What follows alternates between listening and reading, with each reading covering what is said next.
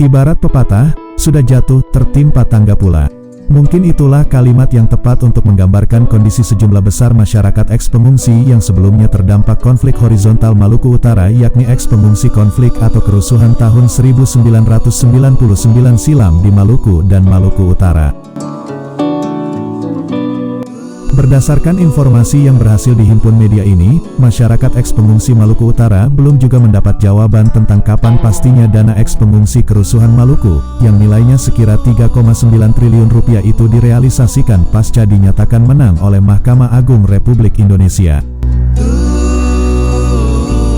Meski demikian, terkonfirmasi dari beberapa narasumber bahwa ada pihak tertentu yang memanfaatkan momen ini untuk mengais rezeki di pusaran penderitaan masyarakat. Salah satu narasumber, Abdul, mengatakan bahwa kuat dugaan telah terjadi praktik pungutan liar di lapangan yang dilakukan oleh salah satu lembaga bantuan hukum yang dilaksanakan dengan modus bahwa dana tersebut diperuntukkan bagi kepentingan pencairan dana yang sementara diurus oleh LBH Captain. Dikatakan Abdul, bahwa uang yang dipungut oleh pihak LBH Captain dari eks-pengungsi Maluku Utara ini bervariasi, yakni mulai dari Rp50.000 hingga Rp250.000 per kepala keluarga. Sedangkan jumlah eks-pengungsi di Maluku Utara itu disebut Abdul, mencapai sekira 53 ribuan eks-pengungsi. Untuk melengkapi keterangannya itu, Abdul menyertakan dokumentasi yang menggambarkan adanya dugaan pungutan oleh perwakilan LBH Captain di lapangan.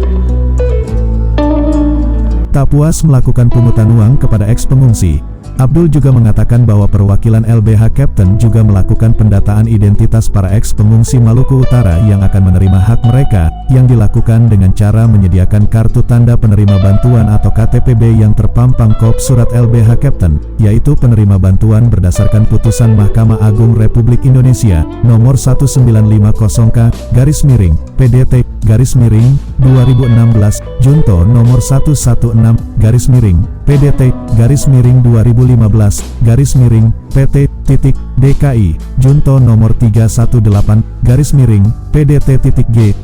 Class Action /2011/PN.JKT.PST.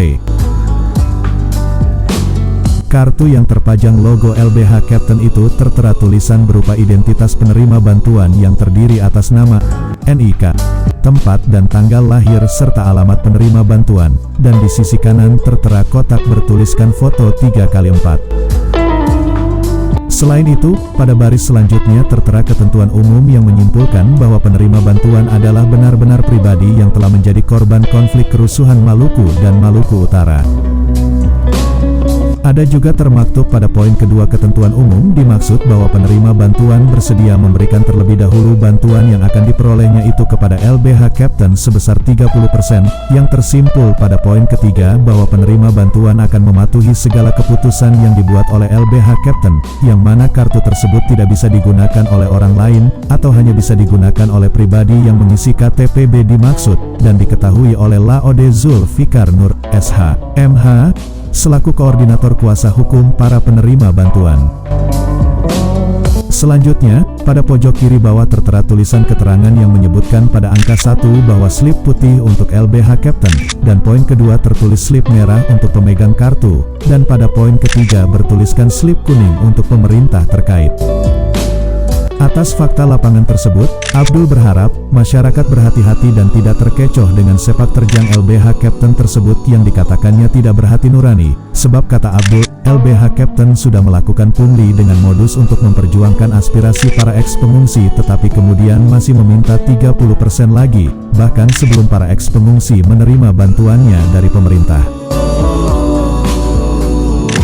Abdul juga berharap agar pemerintah jeli untuk menyikapi kondisi dimaksud, sebab kata dia, pada KTPB itu tertulis bahwa slip kuning untuk pemerintah terkait, yang menurutnya bisa menuai paradigma miring dari publik bahwa pemerintah sepakat dengan LBH Captain terkait pungli dan kewajiban membayar 30% yang disasar oleh LBH Captain sesuai fakta lapangan yang ada.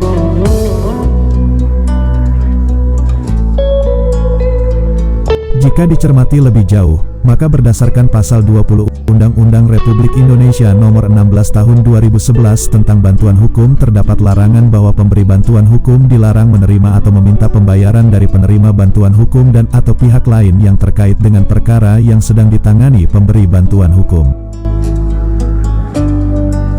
Sedangkan di dalam pasal 21 menyinggung akan adanya sanksi pidana di sana, yaitu pemberi bantuan hukum yang terbukti menerima atau meminta pembayaran dari penerima bantuan hukum dan atau pihak lain yang terkait dengan perkara yang sedang ditangani sebagaimana dimaksud dalam pasal 20, dipidana dengan pidana penjara paling lama 1 tahun atau denda paling banyak 50 juta rupiah. Untuk itu, Abdul berharap agar pemerintah terkait, khususnya Kementerian Sosial Republik Indonesia, dapat berlaku bijak menyikapi perbuatan pihak LBH Captain, khususnya dalam hal melibatkan LBH Captain dalam tim panel yang menurut Abdul sementara berproses di Kemensos RI. Kepada masyarakat juga Abdul berharap agar memahami bahwa bantuan itu adalah hak para eks-pengungsi sehingga jika dikenakan potongan sebesar 30%, maka masyarakat tentu akan sangat dirugikan. Kontributor RDTV melaporkan dari Jakarta.